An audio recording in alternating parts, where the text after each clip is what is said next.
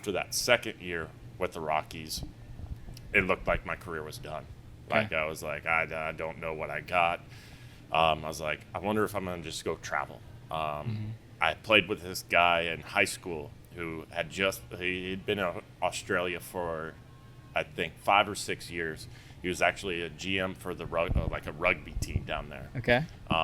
They were just getting into like professional leagues. Like they've always played baseball down in Australia. Yeah. But they just made a fall league, an Australian league. And I called him. I was like, hey, do you have any connections about, like, I just want to go down there and just like I'll play a little bit, go travel the beaches. And they're only playing 3 times a week. So it was like, for me, towards the end of the career, that sounded like I think I can still play 3 times a week.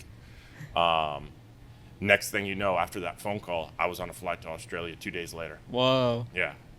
Went down there. I was in Perth. The guys were great. Beautiful spot. Like it was one of the most outstanding like places. If you ever get to travel, like Really? Australia it should be on everyone's list. Anyways, they end up actually starting me. Okay. Off of it. I was like, I don't think this is a good idea, fellas. I was like, I'm starting to get old. I don't know if I can do this. But ended up throwing extremely well down there. Awesome. And there was a league in Taiwan, pretty still far away from Australia. Yeah. But they would send some of their major league guys down there in the fall to go play. They must have said something, heard something, but the following year I got to end up went to Taiwan for a year. Wow. Mm-hmm. I didn't know about the Australia and Taiwan parts. That's really cool. Yeah. What was it like there in Taiwan? Taiwan was amazing. Like, it was different than the Australia. Australia was beautiful. Taiwan, I think I had the most fun playing, just because it's a so much different atmosphere. Yeah. It's like a show is the best way Okay. to describe it. Yeah, you got lights flashing everywhere. It's like an amusement park almost. That's cool. It's so funny. It's the same game, things like that. I got a billion stories from Taiwan. I still talk to my translator. I still talk to all these guys. Our translator actually was not that great either. We knew there was some miscommunication issues off of it. Turns out he actually didn't know. Like, there's a difference between Taiwanese and Mandarin. And in public, you're speaking Mandarin. In your household, you're speaking Taiwanese, and Okay. he didn't know Mandarin.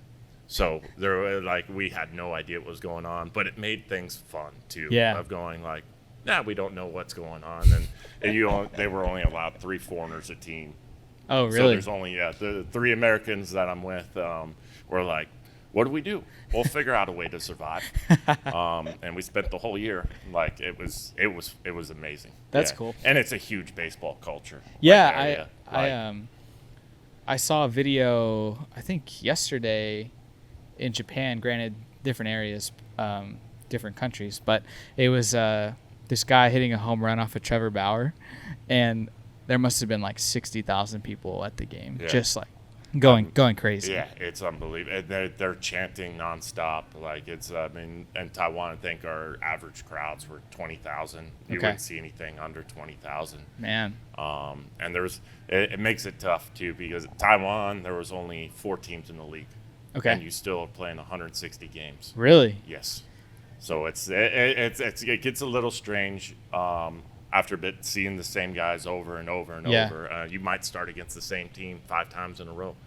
Man. Where it just becomes what I thought is just being a master of executing what you need to. Yeah. Like, it wasn't, by then you don't need scouting reports, anything like that. It was more of a game about yourself of Yeah. just trying to execute. What was the travel like with those 4 teams? Because you're only playing 3 teams for all. Only playing 3 teams, and it's still a pretty big island.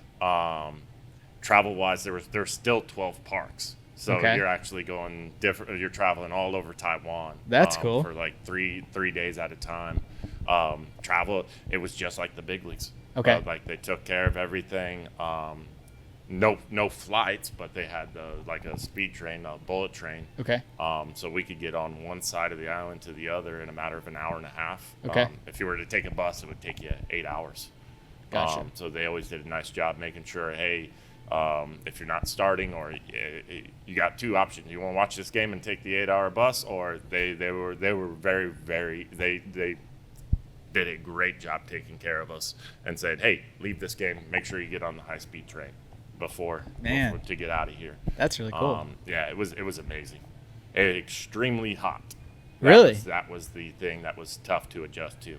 Hotter than Texas? Oh, way hotter than Texas. Whoa. The hottest, like you walk outside and you start sweating. Like we had to have two uniform sets. One to warm up in and then one to play the game in. Because you're just drenched. Oh, it is, yeah. Even getting through warm-ups, like you're throwing shirtless bullpens like in the undercover thing. Wow. Just to try to find a way to cool off. Yeah. You said you were only over there for a year? Yeah, year. I thought it was only going to be 6 months, things like that. But again, mistranslation. And we had typhoons that came through there. Okay. Like basically hurricanes. Like 4 big ones actually came through. Yeah. And so it just kept on delaying the season. Like our All-Star breaks 3 days. Theirs is 2 weeks apparently. Wow. So it was a lot of weird stuff like that. It's the same game, but schedule-wise, it's a little bit structured differently. Did you know at the end of that year that you weren't going to go back? I put up a good year. Yeah, I think I was MVP of the month over there, like three out of the 7 months, things like that.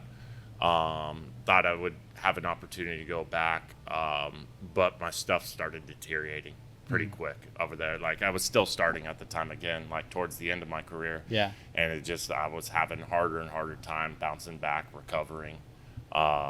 We didn't have the science what's available to us. I didn't meet Jeff until after this thing, which is very frustrating to see how he changed my life, what I'm allowed to do because of Jeff. Giving to these guys, teaching them how to recover, teaching them basically to be more efficient, to last longer, so they're not scuffling and dying towards the end of the day or end of the outing. Yeah. At that point in your career, after that year, how old were you?